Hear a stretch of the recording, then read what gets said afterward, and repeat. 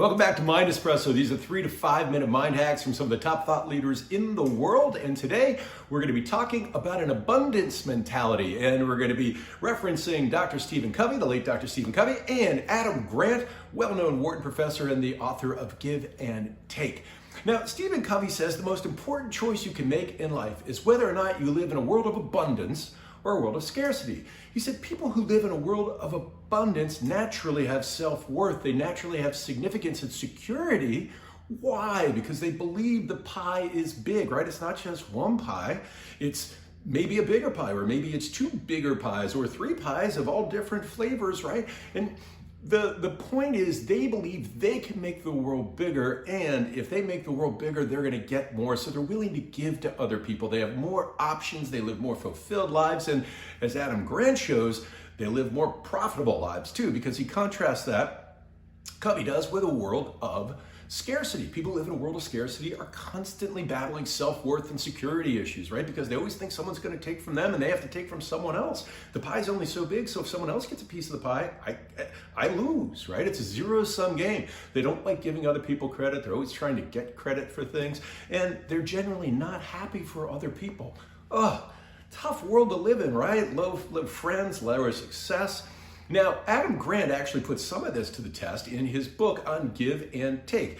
Givers are people who give without expecting anything in return, and takers are those who take as much as they can without trying to give anything in return. And he found that givers were the big winners. Why? Well, they create connections, and people naturally want to help them, because in the middle of givers and takers are matchers, and these are the people who are the brokers, right?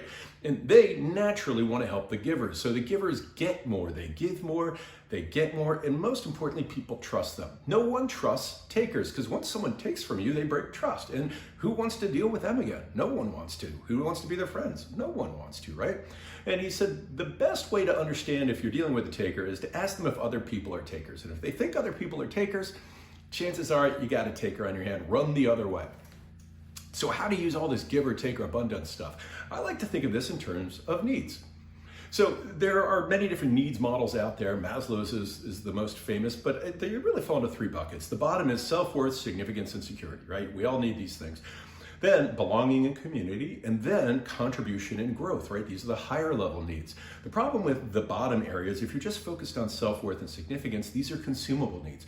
Once you get them, you need more of them, right? You're on a constant treadmill, and people who live in the self-worth, security, significance box always feel stressed. Now, once you start lifting out of that into your community and contribution, and you're growing yourself personally, now you're into what I call regenerative needs. These are needs that as you fill those needs, they naturally fill the bucket of self-worth, significance, and security. As you create a better community, you naturally feel more comfortable, right? So on an ongoing basis, just kind of measure yourself, take up once a day and say, where am I? How much time am I spending on self-worth, significance, and security? And how much time am I spending on community and belonging? And how much time am I spending on growth and contribution? And you'll find that the more you shift from self-worth to contribution and growth, the more secure you will feel. And that is a true abundance mentality that brings more to everyone else, and it brings more to you. And that's this MindEspresso.